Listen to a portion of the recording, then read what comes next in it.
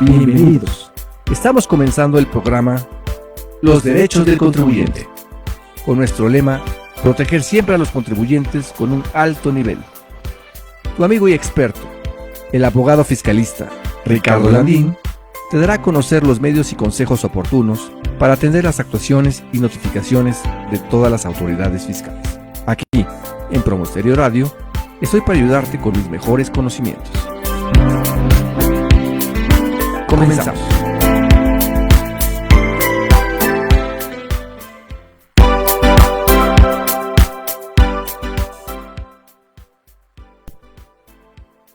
Hola, ¿cómo están? Bienvenidos nuevamente a este programa Los Derechos del Contribuyente. Les saluda a su amigo el licenciado Ricardo Landín,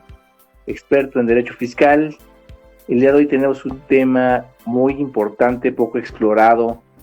y que realmente es de vital importancia para tener un éxito en los juicios contenciosos administrativos, y el tema se denomina la importancia del derecho procesal fiscal en el juicio contencioso administrativo ante el Tribunal Federal de Justicia Administrativa. Y antes voy a recordar los teléfonos de la oficina: 5086-4054, el teléfono de WhatsApp, para que me puedan mandar, saludar, darme un comentario, una sugerencia, algún caso que tengan. Con todo gusto lo podemos analizar desde el aspecto procesal fiscal. Es el 5664-6597-18. Recordarnos también que estamos en YouTube, en nuestro canal denominado Defensa Fiscal para Contribuyentes, donde nos pueden seguir todos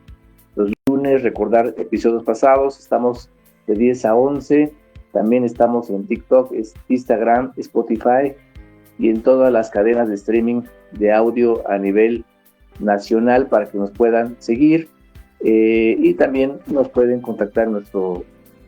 nuestra página del despacho, que es Landín Abogados, donde realmente los podemos atender a nivel nacional, desde un aspecto profesional y de alto nivel.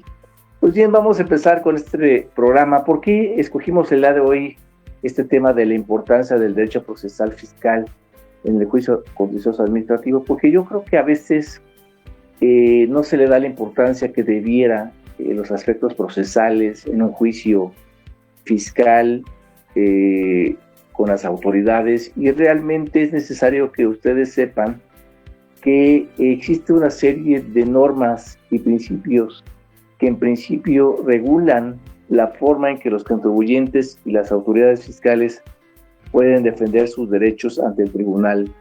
competente. Hay veces que ni siquiera a veces los contribuyentes o los propios colegas conocen realmente cuál es la competencia del Tribunal Federal de Justicia Administrativa en materia general y en materia fiscal. ¿Cuáles son sus derechos primarios que deben de conocer, tener un acceso a la justicia, antes que realmente ponernos a redactar una demanda, antes de poder realmente estudiar la litis de un asunto? Bueno, realmente establecer y conocer los mecanismos que tenemos para que los contribuyentes tengan esa garantía de poder impugnar los actos de autoridad que consideren ilegales, como créditos fiscales, multas, resoluciones administrativas o negativas de devoluciones de impuestos mediante el famoso juicio contencioso administrativo ante el Tribunal Federal de Justicia Administrativa. ¿Y por qué lo digo? Porque cada vez vamos a ver que la tendencia hoy en día es coartar ciertos elementos de defensa ante el propio Tribunal Federal de Justicia Administrativa, pero tenemos que analizar entonces cuáles son los caminos que nos quedan para impugnar estos actos, porque realmente los contribuyentes nunca se pueden quedar sin un esquema de defensa fiscal, ya que eso sería contrario totalmente, no solamente a la Constitución que nos rige, sino a los derechos internacionales que como derechos humanos nos prevén el acceso y nos garantizan el poder tener acceso a la justicia. Es muy importante porque realmente tenemos que tener ese contrapeso contra las actuaciones de las autoridades fiscales. Hoy en día es muy importante conocer que estas reglas procedimentales o que integran el derecho procesal fiscal en México en la actualidad, pues realmente torna aspectos que debemos explotar, conocer Y hay veces que en ocasiones los juicios no se ganan por aspectos sustantivos, sino por cuestiones procesales, donde ahí revista la importancia de conocer esta materia, conocer entonces muy a detalle las reglas sobre, en principio, la presentación de la demanda, la contestación de la autoridad, el ofrecimiento y desahogo de pruebas, recursos que sean procedentes, cuáles son, cuándo aplican, cuáles no, la emisión de las sentencias, el cumplimiento de las sentencias y hoy en día también pues la vigilancia que tenga que hacer el Tribunal Federal de Justicia en el cumplimiento de las sentencias. ¿Por qué también es importante el orden y la seguridad jurídica para las partes? Bueno, porque vamos a ver que tenemos que tener en cuenta la protección de los derechos del contribuyente en relación con algunos principios fundamentales como la de la legalidad, para que la autoridad actúe sobre la ley, el debido proceso, evitando actos arbitrarios y sobre todo, anótenle, la equidad procesal. Es muy importante que se nos permita estar en igualdad de condiciones en un juicio, una disputa de un juicio contencioso administrativo, para que realmente no haya ventajas entre las partes. También es importante el derecho de audiencia y defensa, permitiendo al particular aportar pruebas y argumentos. Hoy en día vemos que el tribunal por ahí cada vez más en ocasiones pues analiza más las pruebas, en ocasiones puede desecharlas, en ocasiones puede decir que no es idónea esa prueba, y entonces realmente tenemos que analizar, ¿verdad? Y si ustedes consideran que es procedente, pues hay que reclamar, hay que realmente cuestionar, argumentar la procedencia de todos los elementos de defensa en los juicios contenciosos administrativos. También vamos a ver que el juicio contencioso administrativo, o llamado juicio de nulidad, actualmente sirve como un medio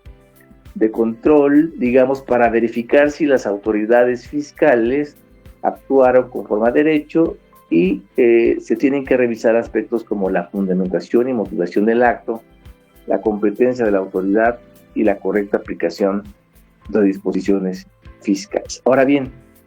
¿qué es lo que le llamamos hoy en día al juicio contencioso administrativo? Porque realmente ese es el nombre técnico del juicio de nulidad. Pues vamos a ver qué es aquel medio de defensa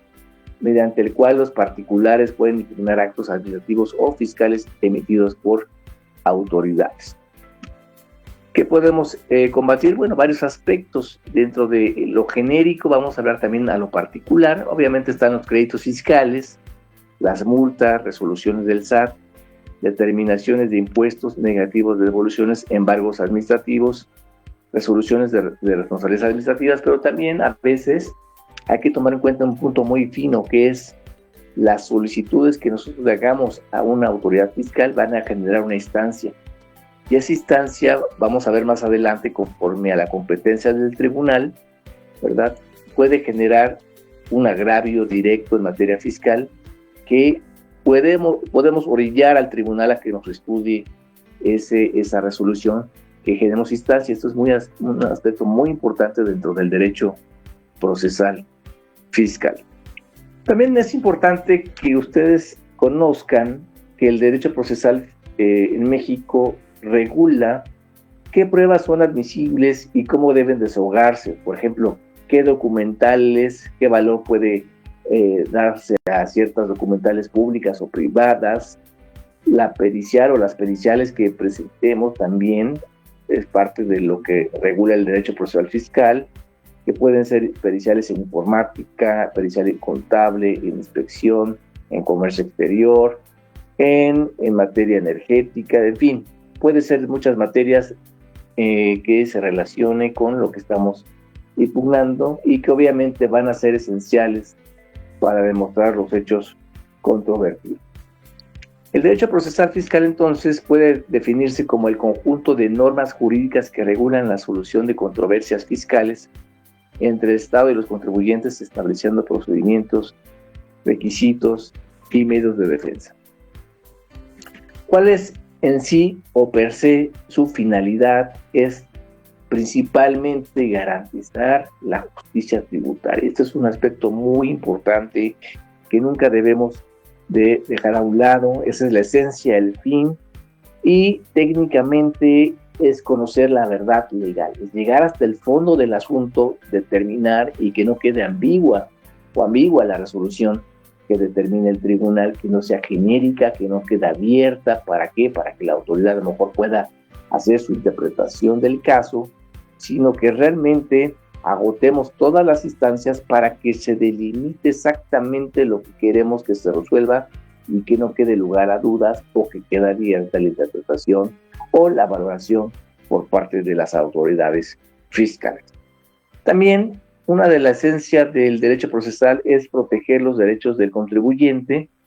limitar abusos de autoridad, asegurar la legalidad de los actos fiscales.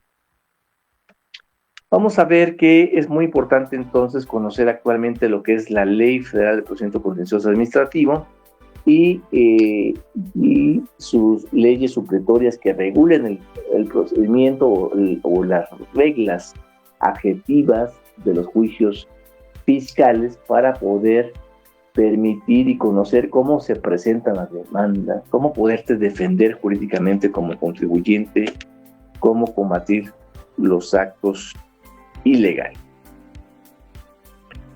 Las reglas dentro de estos juicios son muy importantes que las conozcamos a detalle y que realmente agotemos todo lo que esté a nuestro alcance para poder debatir cualquier situación que a veces lo damos por default o lo damos por abierto o realmente nos enfocamos en el fondo del asunto, pero nunca vemos las reglas procesales. Entonces, la presentación de la demanda es muy importante. Desde ahí empieza tu estrategia, cómo vas a plantear tus hechos, ¿verdad? Tu fundamentación de la procedencia de la demanda o del juicio contencioso administrativo, tus conceptos de nulidad, qué tan abiertos y qué tan cerrados pueden ser,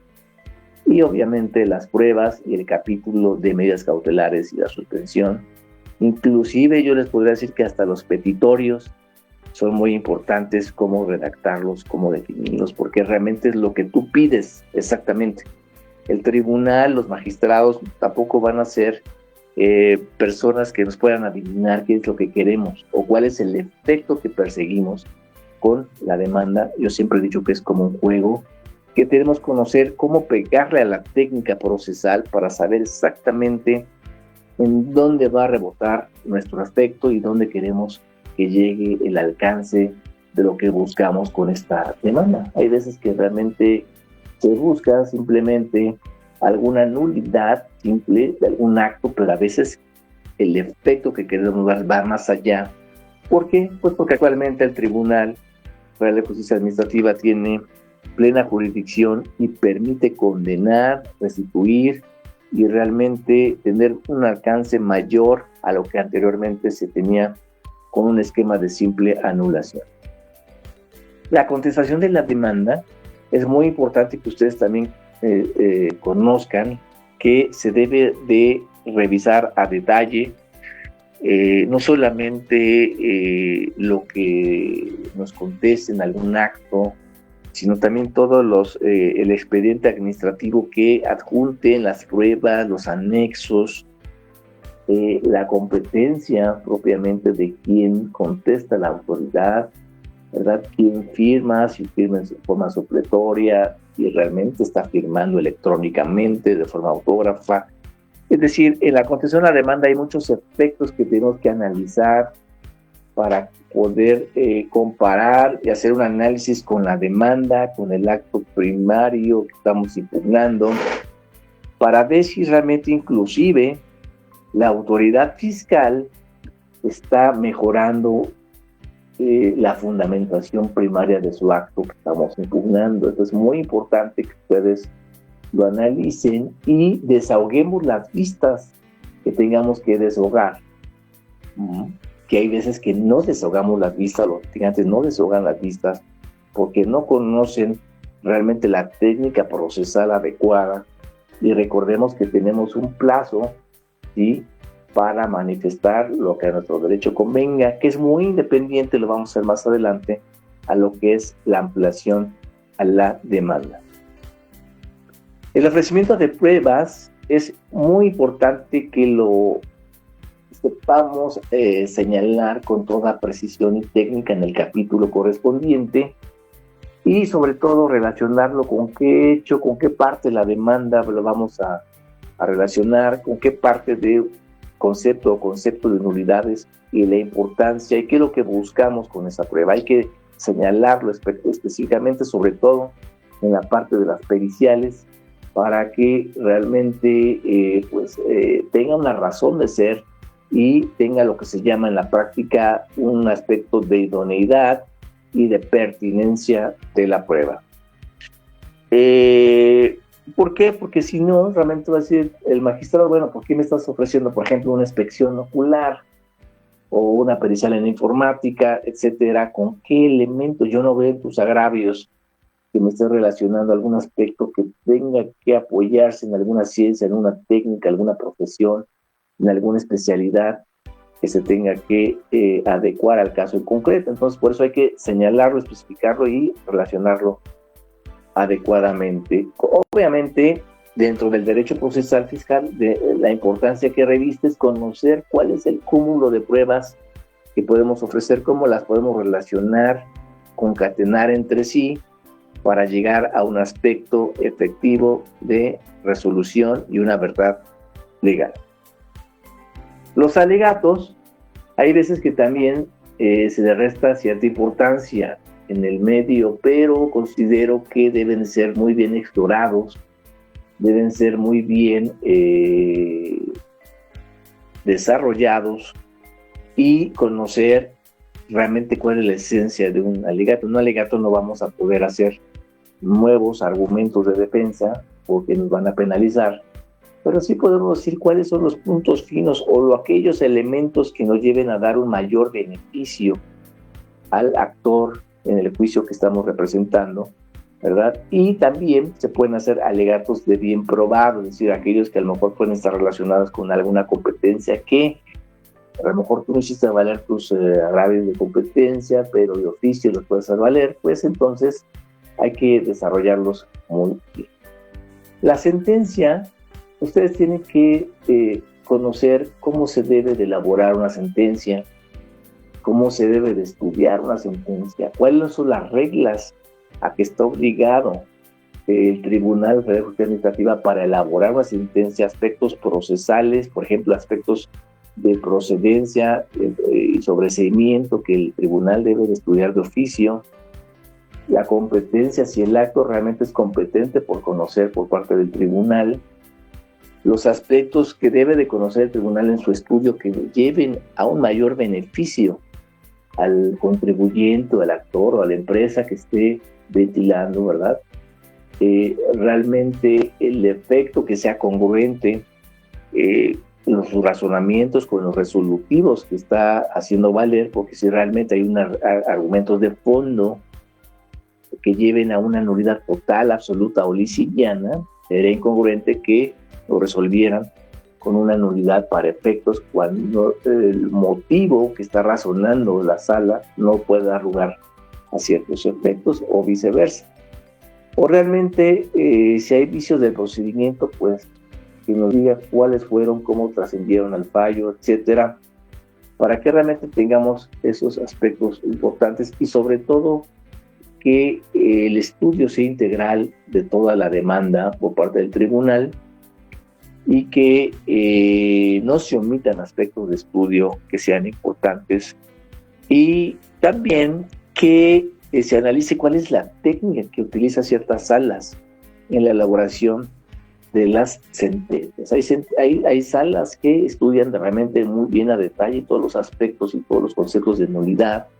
pero hay salas que aplican una cierta técnica que nos dicen, a ver, te voy a estudiar de forma relacionada tus conceptos de nulidad, 1, 7, 11, 23, etcétera, te lo relaciona y después te avienta su razonamiento, su considerando, pero resulta que en ocasiones no se estudian todos los conceptos de nulidad, sino ciertos aspectos que a lo mejor la sala le quiere dar más tendencia, y es donde tenemos que hacer un estudio, una comparación realmente entre lo que se propuso como litis en tus pretensiones, en tus razonamientos, en tus conceptos de realidad y lo que resuelve. Si realmente hay alguna omisión, hay que explicar cuál fue esa omisión, cómo nos afecta y cuál era la importancia que nos llevaba la falta de su estudio o su argumento para el motivo que estamos señalando, o en su defecto que nos da un mayor beneficio al que estamos previsto. Hay ocasiones que los asuntos, por ejemplo, se ganan por competencia, pero realmente hay que cuidar que había elementos de fondo, a lo mejor una indebida acumulación de ingresos, depósitos, etcétera, materialidad, que nos llevaban a un estudio de fondo que realmente es lo que tú pretendías, y entonces puedes llevar a cabo ese análisis para ver si realmente te estudió los elementos que tú como litigante tenías considerados que se estudiaran para que realmente se diera un aspecto de fondo y no un aspecto de competencia, que a lo mejor sí te lleva a una anual lisillana, pero corres el riesgo que el día de mañana la autoridad te pueda reponer ese acto. Son los puntos finos que ustedes tienen que analizar todo el tiempo, ¿verdad? Y tienes que revisar punto por punto, elemento por elemento. Es muy importante que un buen litigante acuda al tribunal, pida el expediente, revise actuación por actuación, ¿verdad? Revise cómo se ofreció esa prueba por parte de tu contrario, tu contraria, cómo se hace la certificación de los adjuntos de las pruebas, si la está presentando en el capítulo de pruebas la autoridad demandada o la está integrando en el expediente administrativo. Es muy importante que si ustedes en sus litigios están teniendo la cuestión de revisar una concesión de demanda, si existe un expediente administrativo, deben de exigir que se le corra traslado de ese, no importando que sean cajas, lo que sea, para que ustedes tengan la posibilidad de revisarlo a detalle, porque si no estaríamos en una desigualdad procesal,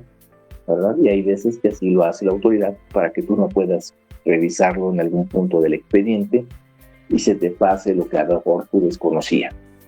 Entonces, aquí son los puntos importantes que a veces ya no están en los libros, está en la práctica, en los puntos finos, procesales, pero que si no los cuidamos a detalle puede ser la clave, la diferencia entre ganar o perder un asunto en la materia fiscal.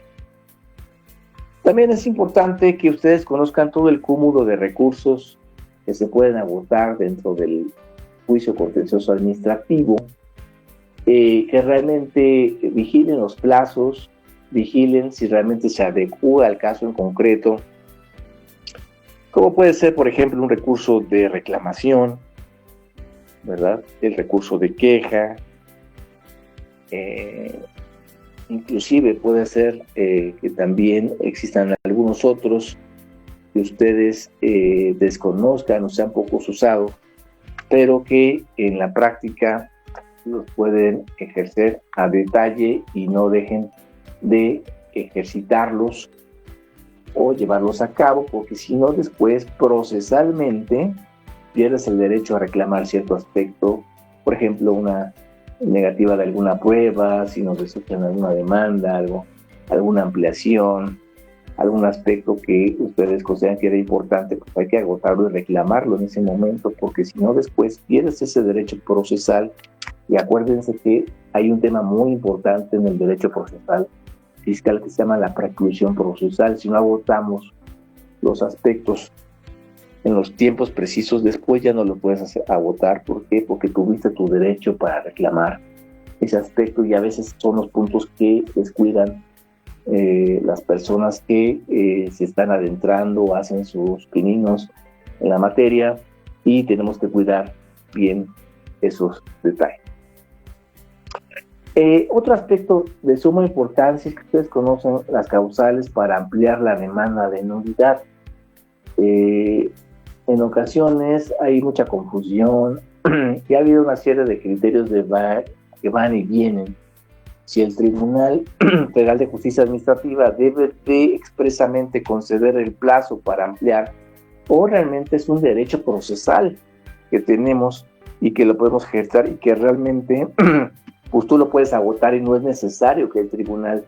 te lo señale expresamente en un acuerdo. Bueno, la historia ha sido muy vasta. Obviamente siempre se ha cuidado que el tribunal expresamente nos dé el plazo para ampliar la demanda cuando considere que se actualiza alguna causal, pero hubo un tiempo que estuvo muy de moda que no nos daba el plazo el tribunal y además bien había criterios que decían, bueno, es un derecho procesal que tú como actor tienes y si realmente no lo ejerces, pues tú perdiste ese derecho porque tú lo puedes ejercer sin necesidad de que el tribunal te dé expresamente el plazo. Hoy en día vuelve la tendencia a que sí el tribunal nos tiene que dar expresamente ese plazo para ampliar la demanda y si no, pues podemos o meter una reclamación o podemos meter una solicitud de regularización de procedimiento para que nos dé esa oportunidad de ejercer la ampliación a la demanda. Ahora bien, si metemos una ampliación a la demanda con ese derecho, con la oportunidad que tenemos y el tribunal dice que no había causal, bueno, pues hay que reclamar y decir que sí había causal y demostrar con argumentos sólidos en qué causal de la ley del procedimiento procesal administrativo te encuadrabas para decir que sí procedía la ampliación de la demanda. Hay situaciones que son por default, que sí o sí nos tienen que dar la ampliación de la demanda. Por ejemplo, una negativa ficta, cuando hay causales de procedencia, cuando realmente hay cuestiones novedosas que desconocíamos, etcétera. Pero en ocasiones también a la sala, por el cúmulo de trabajo, a las salas del tribunal, pues se les pasa a otorgar el plazo, pero realmente no estudian o no analizan bien todo lo que dice la demanda para ver que sea causales en relación con la contestación y las pruebas que se exhiben. Y entonces, pues tú puedes ampliar la demanda sin necesidad que te den plazo o bien solicitar la regularización para que te den ese plazo y hablar. Y a veces es importante acercarnos con los secretarios del tribunal y exponer el tema para realmente conocer cuál es el punto hablate y que quede bien claro la situación en concreto. La ampliación de la demanda es muy, muy importante porque vamos a poder cuestionar a cuestiones en complemento que se desconocían, negativa ficta vamos a poder impugnar solución expresa que desconocíamos. En fin, es muy importante que se haga una muy buena ampliación de la demanda y que se ofrezcan pruebas, pero aquí hay que tener mucho cuidado en la presentación de las pruebas. Hay pruebas que si los hechos los conocíamos desde un principio ya no podemos ampliar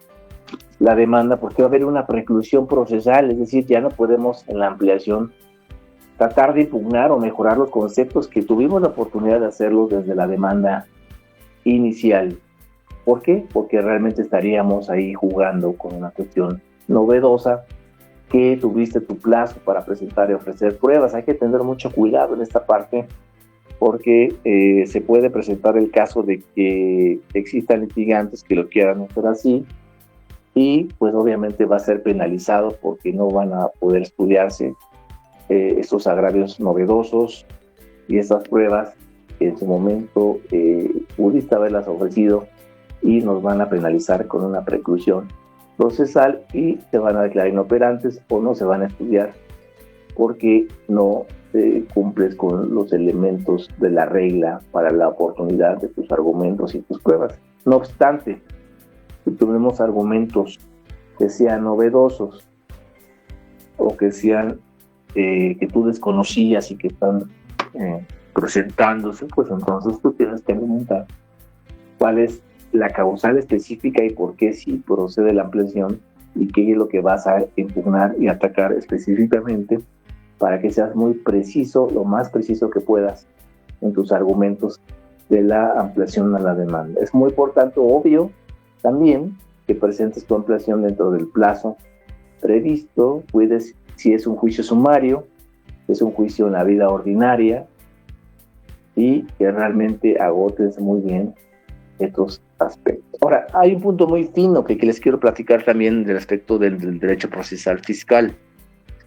También existe una figura que se llama ampliación a la demanda, que es muy diferente a la ampliación de la demanda. Oye, dirías, bueno, pues es casi igual, suena igual, sí, pero son cosas diferentes. Esta es una figura que es permisible, que no está muy regulada propiamente en la ley federal de presión del Consejo Administrativo, pero es permisible. ¿Por qué? Porque puede ser el caso de que en tu demanda inicial tú presentes una demanda con ciertos conceptos de nulidad, con ciertas pruebas, con ciertos elementos, pero si no han pasado el plazo que tú tienes para agotar procesalmente tu demanda, puedes presentar conceptos en complemento a tu demanda, y esto le llamamos una ampliación a la demanda. Es decir, estás ampliando tu demanda, pero tu demanda inicial.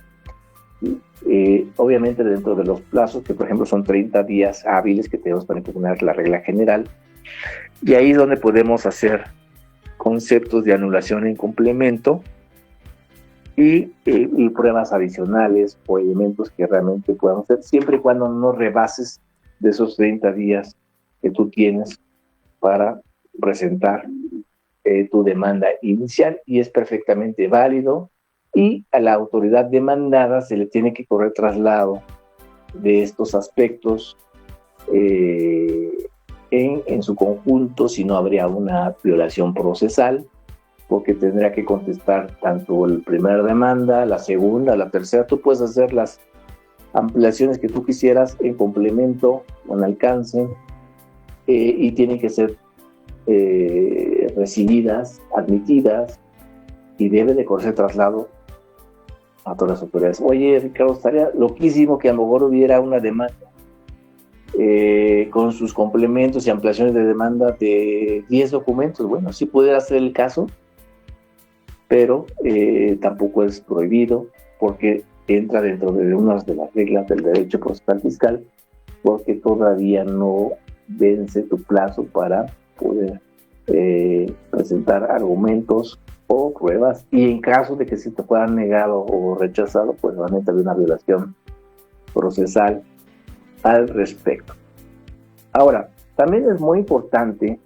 que en la demanda se hagan realmente conceptos de nulidad que sean completos, que sean eficaces y que no sean inoperantes. Es decir, tratar que no sean genéricos, que sean precisos, señalar cuál es la parte del considerando, cuál es lo que estamos atacando específicamente dentro de un razonamiento de la autoridad, que no esté señalando alguna acción, alguna omisión, alguna responsabilidad, etcétera, fiscal o no fiscal, para poder ser lo más precisos posible. Si nosotros somos genéricos, o bien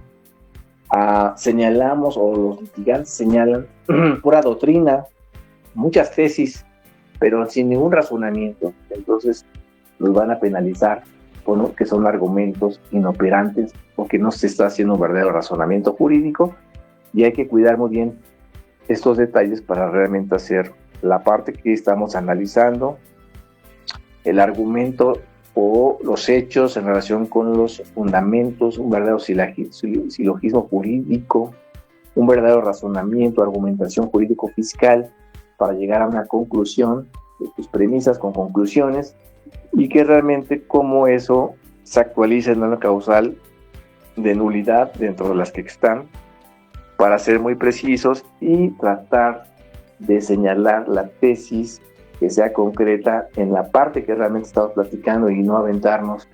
un catálogo de tesis que realmente pues no estás diciendo por qué la estás invocando, con qué tiene relación, y entonces ahí sería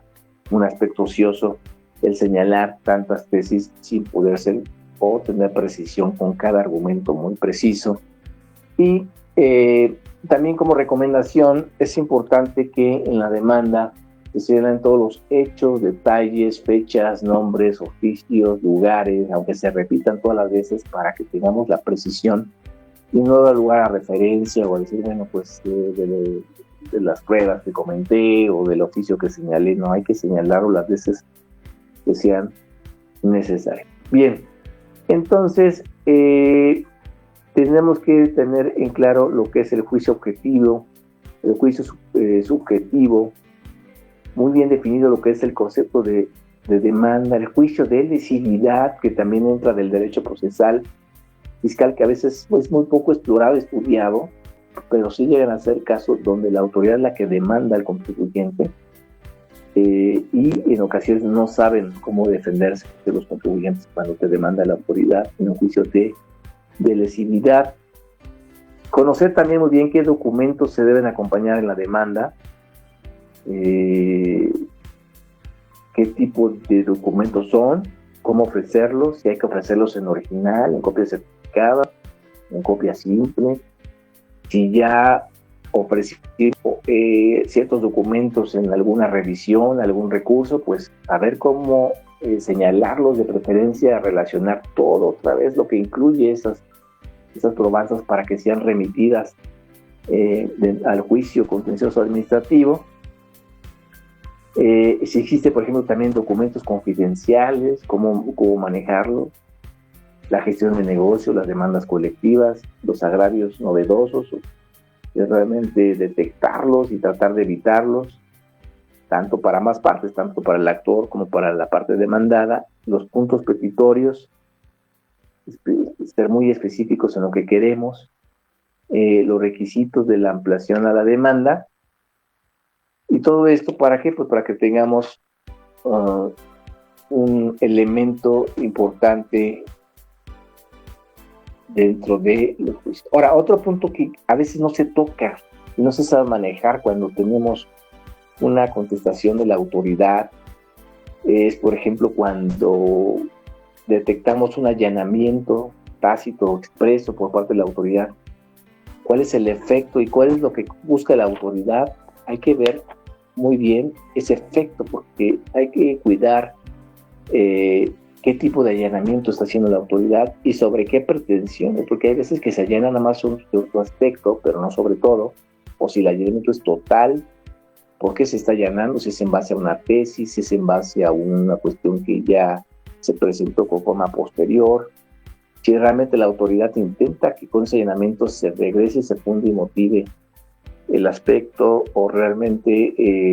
existe alguna trampa procesal, porque también existen trampas procesales que hay que cuidar como litigantes. Detectar también lo que es el reconocimiento, la confesión de la autoridad, invocarlas, realmente señalar y detectar una contestación donde hay una confesión, un reconocimiento de algún aspecto que realmente tú puedes decir, bueno, esto ya lo está reconociendo la autoridad, ya lo está confesando, entonces ya no va a ser materia de la litis, vamos a determinar solamente el punto mejor de la cuantía, pero sí está reconociendo que sí procedía una devolución, por ejemplo, ya no es materia de la litis si procede o no la devolución, sí lo está reconociendo, y el tema a lo mejor ya a debatir va a ser los pesos y centavos del monto a regresar, por ejemplo, en materia de devoluciones de impuestos. También las excepciones y defensas que haga nuestra contraparte, hay que ver cómo las plantea. Lo que es también otro aspecto que es importante dentro de derechos procesales fiscales, que ustedes conozcan cómo se plantean los incidentes de incompetencia por razón del territorio. Hoy en día estos temas son muy, muy importantes. Acá sale una tesis también,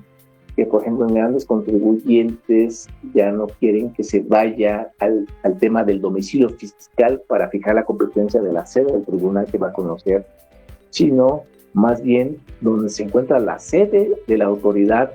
que determina estas revisiones. En ocasiones estas sedes de grandes contribuyentes se encuentran en la Ciudad de México, y entonces eso origina que si por ejemplo tú promueves una demanda en Monterrey de grandes contribuyentes, que el domicilio fiscal está en Monterrey porque está mi planta que produce muchas máquinas para industria, sí, pero quien te registró a nivel central fue una autoridad de grandes contribuyentes, y entonces te va a jalar la competencia acá, y puede ser que la autoridad plantee un incidente de competencia por razón de territorio. Entonces normalmente estos incidentes se ventilan en la sala superior del tribunal y determina quién va a tener la la guía, sustanciación del poder juicio por cuestión de territorio. También existe un incidente que se llama de acumulación de juicios, ¿sí? Entonces, hay ocasiones que para evitar sentencias contradictorias, si tienen cierta relación, un antecedente de otro que ya viene caminando con ciertos puntos en común de un contribuyente, pues entonces se promueve el incidente de acumulación de juicios, que en ocasiones no solamente lo promueve la parte demandada, sino también el actor por estrategia, si así lo decide, para que realmente todo se resuelva en un solo asunto, inclusive sea más rápido y se evite estar viendo varios litigios o que realmente existen sentencias contradictorias que te puedan perjudicar propiamente dicho. El incidente de nulidad de notificaciones es el que se va a promover en relación a las notificaciones que se dan dentro del Tribunal de Ejecución Administrativa. Hay que tener mucho cuidado, no a lo de las autoridades fiscales. Entonces, si por ahí consideras que no fuiste bien notificado para ejercer algún derecho a ampliar tu demanda, desahogar un término, etcétera, un desahogo, pues puedes promover el incidente de notificaciones, y los invito a revisar cómo es el desarrollo y cómo se daba antes y ahora las notificaciones por parte del Tribunal de la Justicia Administrativa. Existe también el incidente de interrupción por causa de muerte, y por ahí el contribuyente fallece, pues puede promover este incidente. Incidente de recusación, cuando consideres que un magistrado tiene cierto interés o realmente tiene alguna actitud tendenciosa o no es objetivo, o realmente sientes que con un temor fundado no te va a dar la razón por sus antecedentes o por cualquier situación, se tendrá que suspender hasta que se resuelve y se podrá determinar si se nombra un nuevo magistrado ponente que lleve a cabo el conocimiento de tu asunto. Incidente de suspensión de la ejecución y el incidente de falsedad de documentos, que también tenemos que analizar hoy en día todos los documentos y su falsedad, su alteración, si realmente consideras que fueron elaborados, creados, fueron falsificados para beneficiar a alguna de las partes, se puede acotar con este incidente de falsedad de documentos. Entonces, todos esos aspectos, ¿verdad?, son muy importantes para llevar a cabo un estudio integral de cómo poder agotar todas las herramientas que tenemos para un juicio exitoso ante el Tribunal de Justicia Administrativa. También es importante que conozcan ustedes lo que son los hechos notorios, la apreciación de las pruebas, los informes que rindan las autoridades, las inspecciones que se puedan solicitar, las limitantes para ser testigos en las testimoniales que se puedan ofrecer, los documentos públicos y privados que conozcan perfectamente su diferencia y su nivel de valoración por parte del juzgador, en este caso de los magistrados del tribunal. Y otro aspecto muy importante es que conozcan las causales de improcedencia y sobrecimiento, y sobre todo, actualmente, yo los invito a que estudien la ley orgánica del Tribunal Federal de Justicia Administrativa para que determinen qué aspectos son importantes que puede estudiar el Tribunal Federal de Justicia Administrativa, y sobre todo la actual reforma que sufrió el artículo 3 de esta ley orgánica del tribunal en su fracción segunda, y lo voy a leer porque se reformó el 16 de octubre de 2025 y que actualmente lo está aplicando el tribunal, y que tenemos que estudiarlo a detalle con lupa. Y nos dice: el tribunal conocerá de los juicios que se promueven contra las resoluciones definitivas, actos administrativos y procedimientos que se indican a continuación. Fracción segunda, fíjense muy bien. Las dictadas por autoridades fiscales federales y organismos fiscales autónomos en que se determine la existencia de una obligación fiscal, se fije en cantidad líquida o se den las bases para su liquidación, con excepción, es donde ya viene la reforma, que no va a estudiar, no va a ser competencia, no la va a dar entrada el tribunal, con excepción de las que exijan el pago de créditos fiscales determinados en soluciones liquidatorias que hubieran sido impugnadas y hayan quedado firmes, es decir, asuntos que ya fueron resueltos y ya se declaró por ejemplo, su validez, quedaron firmes por resolución de autoridad competente. Entonces aquí tenemos esta base y hayan quedado firmes y que sean también actos que resuelvan sobre solicitud de prescripción respecto de dichos créditos. Es decir,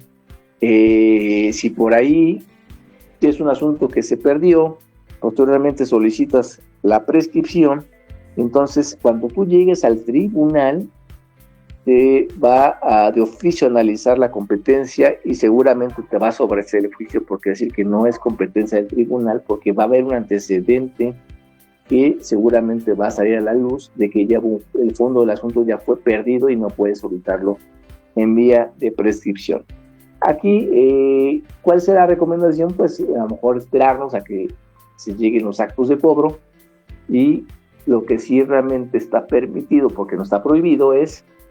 en vía de excepción agotar lo que es la prescripción como defensa, y realmente no podría llevarse a cabo esta actualización de improcedencia o falta de competencia, esta fracción segunda, y los invito a que estudiemos muy a detalle este aspecto para que sepan que se puede seguir peleando estos aspectos, porque recordemos que la prescripción es de orden preferente, su estudio es de orden público y se tiene que estudiar a detalle por parte de las salas del tribunal. Seguramente van a existir en los próximos años muchos criterios de este punto que se van a ventilar, se van a debatir, y tenemos que tener mucho cuidado para que se les permita, en todo caso, el análisis de la prescripción en los recursos, en los actos de defensa. Si bien es cierto, en los actos que originen como solicitudes de prescripción va a ser complicado que se estudien porque existe este candado, tenemos que limitarlo, tenemos que llevarlo a cabo, y si fuera notorio el punto, pues buscar otros esquemas de defensa alternos, pero siempre tenemos que estudiar dentro del derecho procesal fiscal todos los puntos finos. Bueno, pues hasta aquí llego en mi exposición el día de hoy, muy interesante porque son los puntos finos que nos llevan siempre a tener un éxito en los casos de litigio fiscal. Vamos a recordar los teléfonos de cabina. Estamos todos los lunes de 10 a 11 aquí en Promostereo Radio. Estamos en la oficina donde pueden marcar si quieren que les ayude a patrocinarlos y representarlos en el juicio fiscal, 50 86 40 54, y el WhatsApp 56 64 75 97 18. Nosotros representamos a defensa de alto nivel a contribuyentes en todo el país y con todo gusto los podemos ayudar a sus asuntos, tanto análisis como de defensa. Y recordarles nuestro lema: defender siempre al contribuyente con un alto nivel, y nos vemos en la próxima sesión.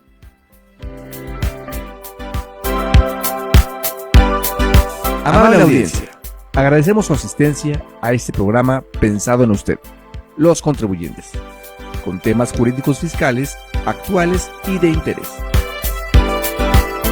Los esperamos en nuestra próxima emisión.